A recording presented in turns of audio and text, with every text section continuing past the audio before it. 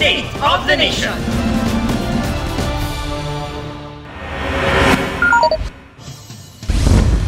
Nilamon ng apoy ang warehouse na yan sa Sipalay City, Negros Occidental. Mabilis na lumaki ang apoy dahil sumabog ang storage tank ng bodega na may lamang krudo. Umabot sa ikalawang alarma ang sunog bago napula. Inimbestigahan pa ang sanhi ng sunog, aabot sa 1 milyong piso ang halaga ng pinsala. Ayuda kapalit ng pirma. Ganito raw ang taktika ng ilang nagsusulong ng People's Initiative para matuloy ang pag-amyenda sa 1987 Constitution. Inalmahan naman ng ilang mambabatas ang isang TV ad na nagsusulong ng charter change. May report si Jonathan Nandal. Ito po, na ito, para ito. Galing ang video na ito sa Quezon City Urban Poor Coordinating Council. Nakuha raw sa Barangay Old Capitol site nitong Sabado. Isang babae ang nangangalap ng pirma para sa petisyon sa charter change o CHACHA. At kapag pumirma, may pakonsuelo raw na ayuda. Kung ito po, magkaroon ng pagbabago, gagawain na pong batas ang AIX at tupad. Kung kayo po, pipirma po dito. Meron pong pakonsuelo sa atin ang mahal na congressman. Bibigyan po tayo ng AIX. O, diba? Ang banggit po ng mga taga-barangay Old Capitol site, etong Pebrero daw po, ang payout ng AIX. 2,000 daw po yun. Ang AIX at tupad ay mga programa ng DSWD at DOLE para sa mga mahihirap na nakararanas ng krisis o kaya'y nangangailangan ng trabaho. Hinihingan namin ang pahayagan DSWD. Iniimbestigahan na raw ito ng DOLE. Nakausap ko ang ilang residenteng pumirma sa petisyon. Siyempre, ayuda yun eh. Kung alam sana namin na may paliwanag na tama, hindi sana kami pipirma dyan. Hindi niya ipiniliwanag. Nilagay na yung pangalan ko doon, tapos pirma na lang ako. Tapos kinuha yung present number ko. May mga hindi rin pumirma. Kasi hindi ako aware sa yung gusto nilang mangyari. Masyado nilang binubulag yung mga tao. Kailangan magkaroon ng tamang forum. Sa Barangay Silangan naman sa San Mateo, Rizal, 5 kilong bigas ang bigayan kapalit ng pirma sa CHACHA. Ayon sa grupong Bayan Muna, umabot na rin umano ang pirmahan sa Bicol at sa Davao City. Kaya nagpaalala si Congressman Paulo Duterte sa mga Davaoenyo na huwag ibenta ang kaluluwa sa 100 piso o 10,000 piso kapalit ng pirma. Pero choice pa rin daw ng tao kung gusto raw sumunod sa mga alagad ng isang taong nangangarap daw maging mahusay sa Kongreso. Ang kapatid ng Pangulo na si Senator Amy Marcos nagain ng resolusyon para imbestigahan ang paayuda umano kapalit ng lagda. Anong kawalang-hiyan to? Maliwanag na nag-aalok sila ng DSWD, ng AIX, may tupad pa, at may MAIP na DOH. Sa ilalim ng 1987 Constitution, may 3 paraan para amyendahan ang saligang batas. Kabilang dyan ang People's Initiative kung saan kakalap ng pirma ng 12% ng mga botante sa buong bansa at dapat kada distrito may di bababa sa 3% na pirma ng kanilang botante. Kagabi sinimulang ipalabas sa mga TV station ang advertisement na ito. Nakalagay na ito ay paid advertisement ng Gana at Yedza Avisado Law Offices. Sabi ng naturang law firm, ang nasa likod ng ad ay ang kanilang kliyente na grupong PIRMA o People's Initiative for Modernization and Reform Action. This move is just to invite public discussion. Gusto lang ho namin na ma-involve din yung tao, ma-inform yung mga tao. This is also an information campaign. Pero ngayon pa lang, ilang mambabatas na ang umaalma rito. Si Representative Franz Castro gustong malaman kung sino ang nagpondo sa naturang TV ad at kung galing ba ito sa kabayan ng bayan o pera mula sa banyagang interes. Walang public funds na nagamit dito. Lahat ito galing sa private sectors na nagpupush ng change sa constitution natin. Pinupuna naman ni Congressman Edsel Lagman ang paggamit ng katagang EDSA Puwera sa TV ad. Aniya paraan ito ng pamilya Marcos para siraan ang EDSA People Power Revolution na naging daan para sa pagbabalangkas ng kasalukuyang 1987 Constitution. Sinusubukan pa ng GMA Integrated News na makuha ang panig ng pamilya Marcos at ng Malacanang ukol dito. Jonathan Nandal nagbabalita para sa GMA Integrated News. Posibleng pumalo ng 30 hanggang 40 pesos ang minimum fare sa jeep para mabayaran daw ng mga tsoper ang modern jeep na nasa milyon-milyong piso ang halaga. Sa kwenta ng One Rider Party List representative, kailangan kumita ang isang driver ng 40,000 pesos kada buwan kahit pabigyan ng gobyerno ng tulong pinansyal. Giit ng LTFRB, ang computation ng Land Bank para sa babayaran sa pautang ay nakabase naman sa kasalukuyang pamasahe.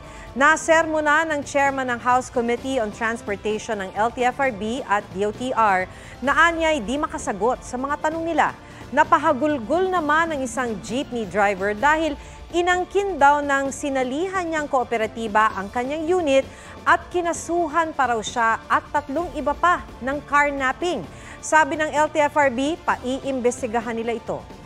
Mas lately, gusto nila kunin yung sasakyan sa amin dahil daw sa kanilang pangalan. May lapit kami dito sa committee.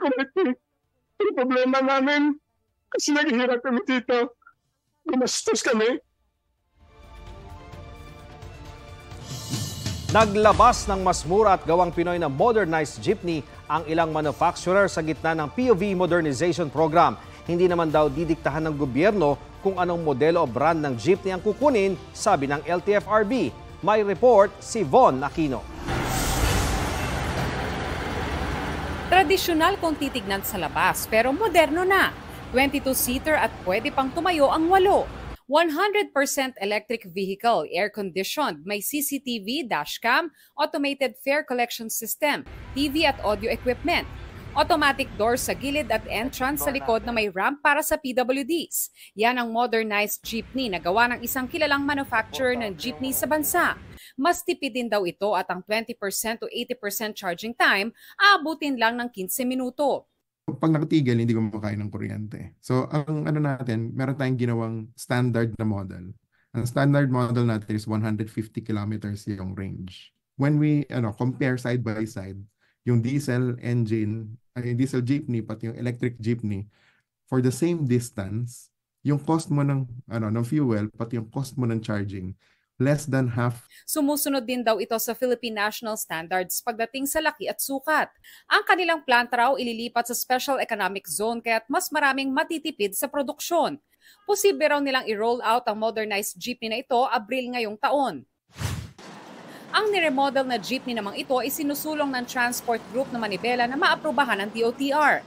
Automatic ang pinto nito sa gilid, makakatayo sa loob at may 27 seating capacity. And kung bibigyan tayo ng subsidy ng gobyerno na 280, katumbas na nung makina yon.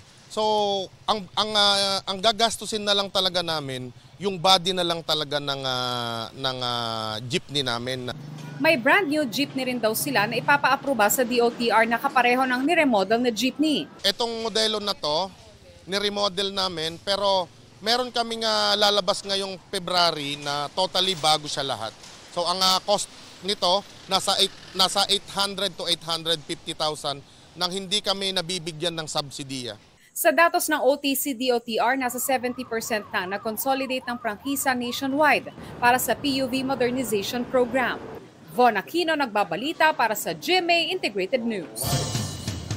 Isinusulong ni Indonesian President Joko Widodo ang kooperasyon sa seguridad sa pamamagitan ng joint patrol sa borders ng Pilipinas at Indonesia. Kabilang yan sa mga usapin sa West Philippine Sea na tinalakay sa pulong nila ni Pangulong Bongbong Marcos sa Malacanang.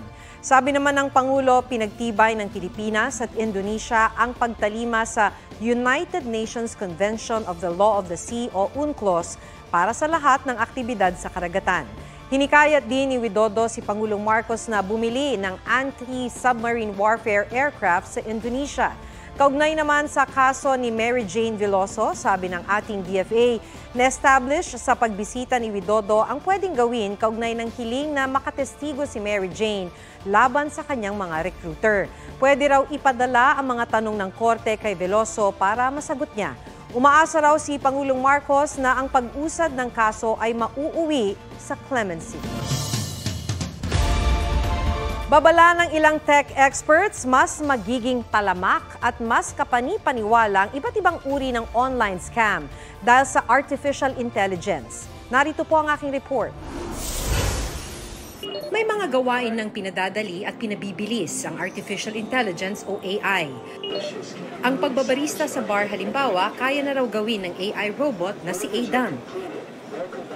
Pero kabilang din sa mga pinadadali ng AI ang panluloko, gaya ng pangungopya ng boses, na posibleng ginawa raw sa fake videos ng ilang reporter ng GMA Integrated News. Meron ngayon isang Mama Mary necklace na galing pang Vatican. Dahil sa AI, titindi pa ang online scam ngayong taon ayon sa Scam Watch Philippines.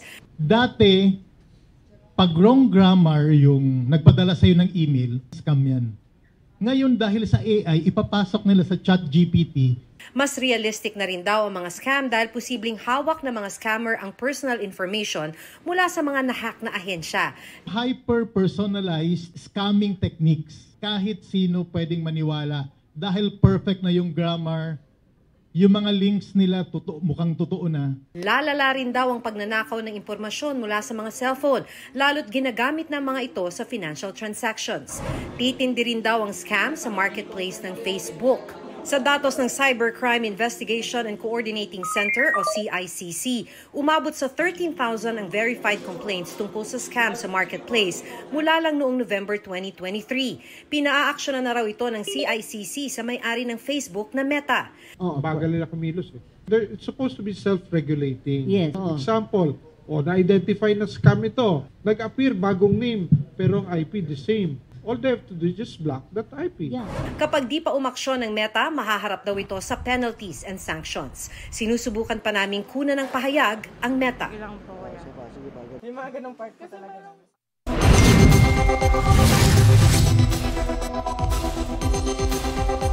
Sa posibleng paglala ng scam, sabi ng mga eksperto, ang inyong sarili ang last line of defense. Payo ng Scam Watch, magduda at i-verify lahat ng mga natatanggap na mensahe at email, maging mapanuri sa mga alok online tulad ng mga nakakaakit na trabaho o racket at huwag basta-bastang magpapadala ng pera online.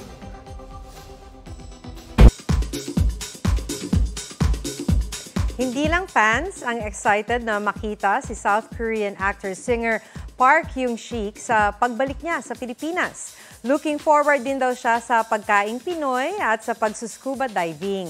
May report si Katati Bayan.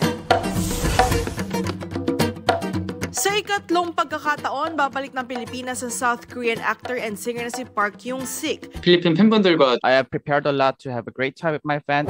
Gaganapin ang Secret Time fan meet sa February 17. Excited daw siyang muling makasama ang Pinoy fans at muling ma-experience ang Pinoy food and warm weather. Nilook forward din daw niya ang makapag-fishing at scuba diving. 필리핀 I would like to take a long holiday in the Philippines. Nakilala si Hyung-sik sa hit K-dramas Strong Girl Bong-soon na ipinalabas sa Kapuso Network, Warang at Happiness. Bibida rin siya sa upcoming rom-com series sa Dr. Slump kung saan makakasama niya ang The Heirs co-star na si Park Shin-ye. Bukod kay Hyung-sik, babalik rin ng Pilipinas for the third time ang GOT7 member na si Mark Tuan. Sa linggo na ang The Other Side Asian Tour niya sa Quezon City. 2015 at 2019 nang bumisita sa bansa si Mark kasama ang mga kagrupong sina JB, Mark, Jackson, Jin Young, Young Jae, Bam Bam at Yugyong. Katati Bayan nagbabalita para sa GMA Integrated News. Himasrehas ulit ang isang dating bilanggo sa Minglanilla, Cebu matapos magtangkang magpuslit ng droga sa kulungan gamit ang saging. Dumalaw daw sa isang kaibigan sa kulungan ng suspect dahil dala ang ilang saging. Pero nabisto sa inspeksyon na may nakasiksik na pakete ng hinihinalang shabu at drug paraphernalia sa mga saging. Sasampahan ulit siya ng drug case na dati ring dahilan ng pagkakakulong niya.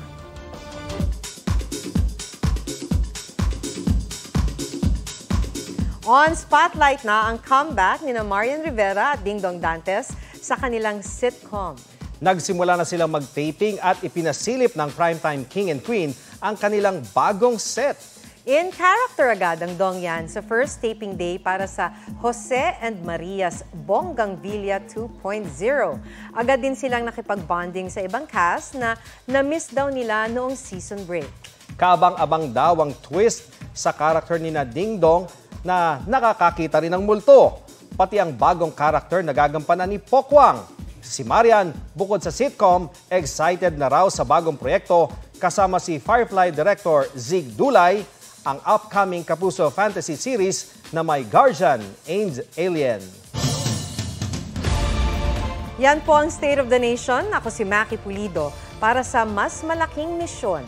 Para sa mas malawak na paglilingkod sa bayan, sa ngalan ni Atom Araulio, ako po si Ian Cruz mula sa GMA Integrated News. Ang News Authority ng Pilipino. Huwag magpahuli sa mga balitang dapat ninyong malaman. Mag-subscribe sa GMA Integrated News sa YouTube.